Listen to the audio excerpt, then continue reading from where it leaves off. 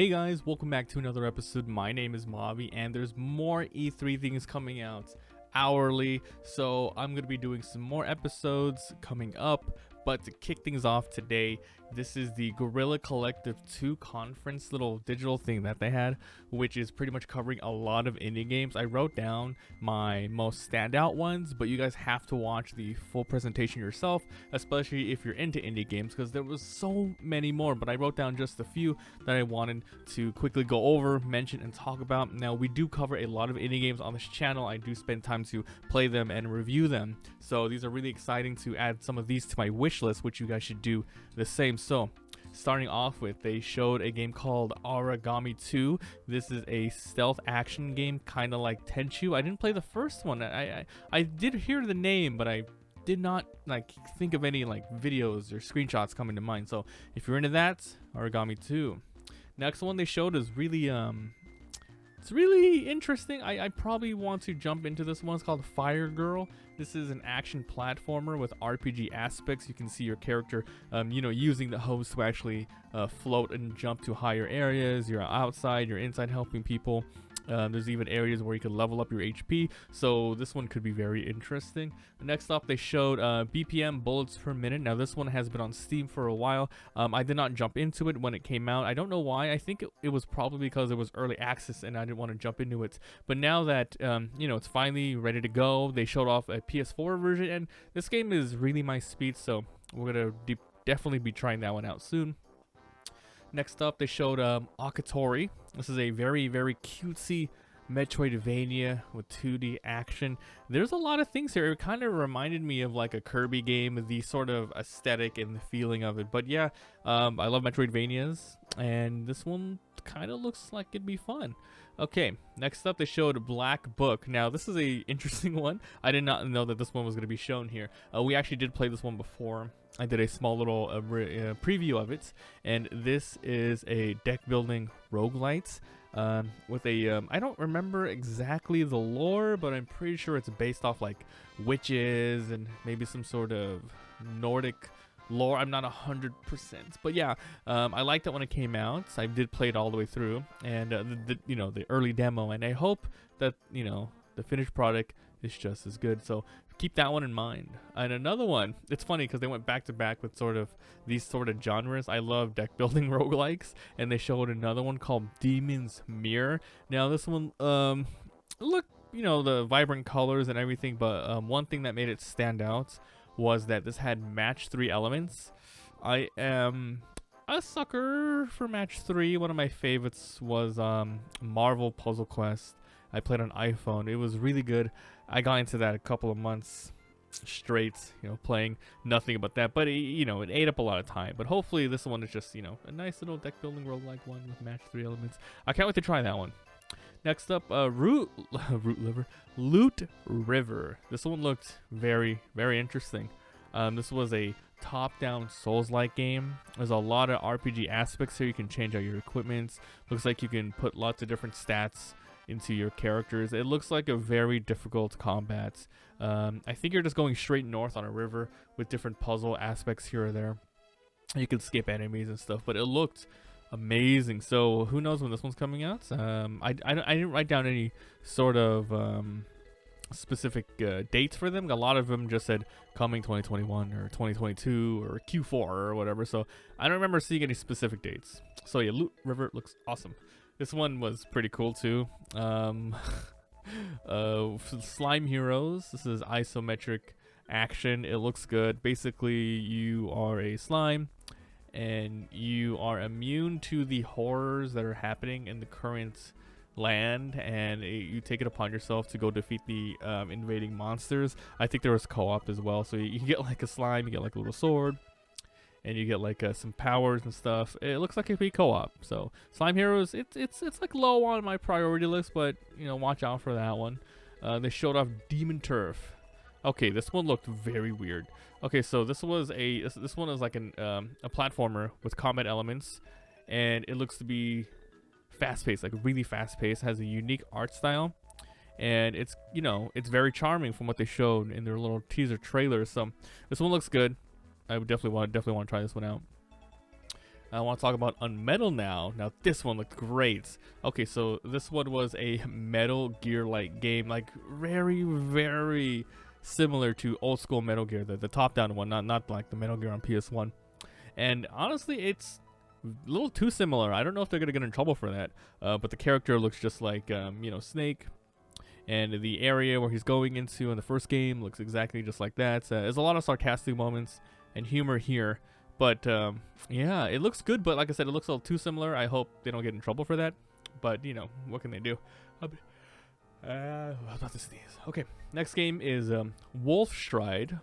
This one is probably one of the most unique ones out there in terms of just like the idea, like the concept. I really like it. It is a turn-based, highly stylized mecha battler.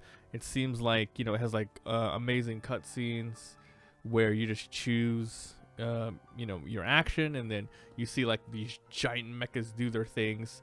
Yeah, and you know, you can switch out parts and everything. It looks good. The whole thing was in black and white, which, you know, gave it a distinct style, but I kind of hope maybe we can get a colorized version.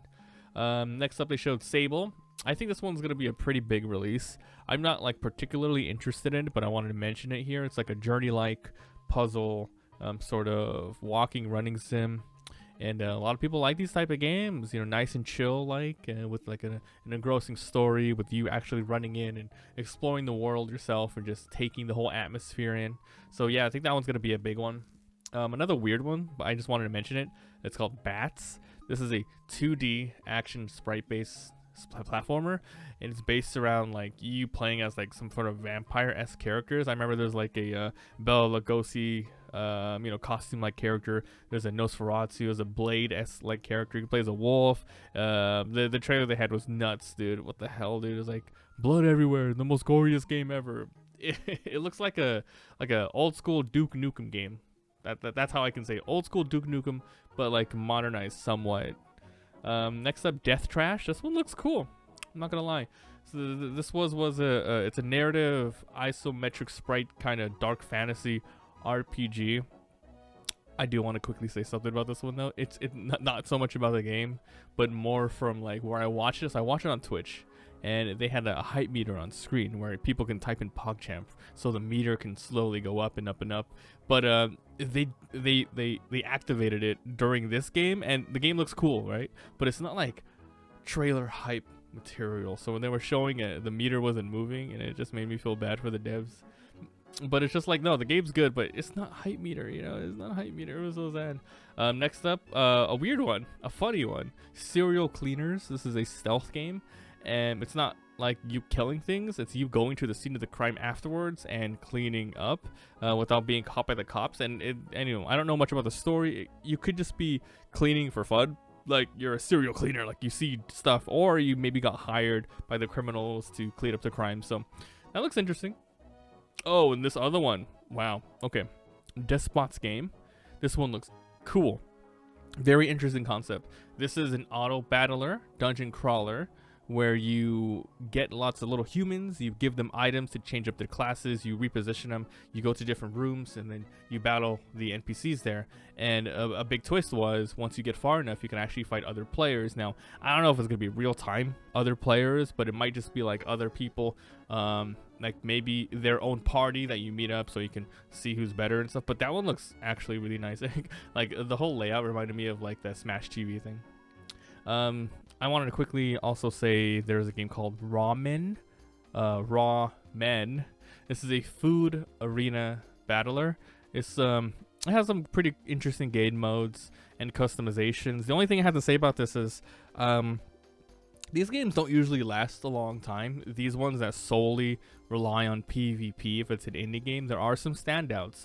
But these arena battlers that require like 5v5s, you know, later on, like there's just a lot of other games out there, like, you know, Fall Guys or Rocket League that people will be playing. So it's really hard for these ones to take off and become popular enough to sustain. But, you know, I hope they do well. It looks like they put a lot of love into this. But like I said, it's really hard to be an indie game title within this genre and stand out and get people to play your game consistently. It's just tough, but good luck on them. Got a couple more. This one looked cool. Happy's Humble Burger Farm. The trailer was awesome. There was a twist at the end. So it was a PS1, graphics looking style cooker where you are in this burger farm and you are trying to just, bake cookies, serve fries, grill patties, and keep people happy.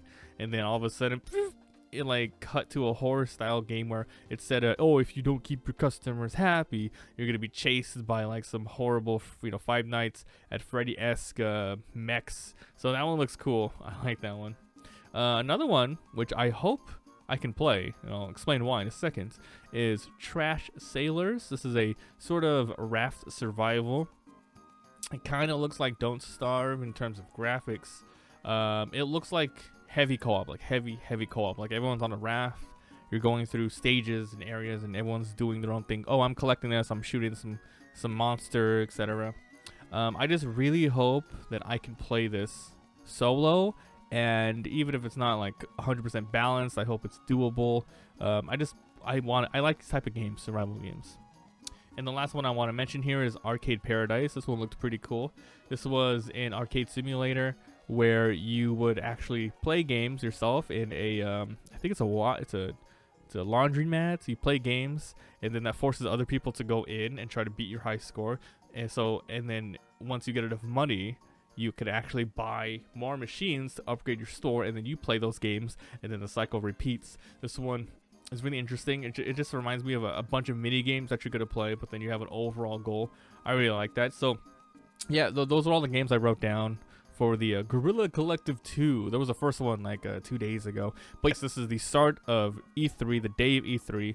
And I'm not going to do every single little bit that they're covering. For example, 10 minutes as I'm recording this, they're doing something called a what's it called? It's like it's another little conference where they do like really humble games, but I'm not really into that. Okay, so we're gonna be going through the big ones coming soon. There's a Ubisoft one, of course. There's a Sony one, an Xbox one, a Nintendo one, Bethesda. There's a lot of different ones. So this is probably the last small thing we'll cover, and then the rest of the things we're gonna do the giant ones. So stay tuned for that. And like I said, we do cover indie games all the time on this channel.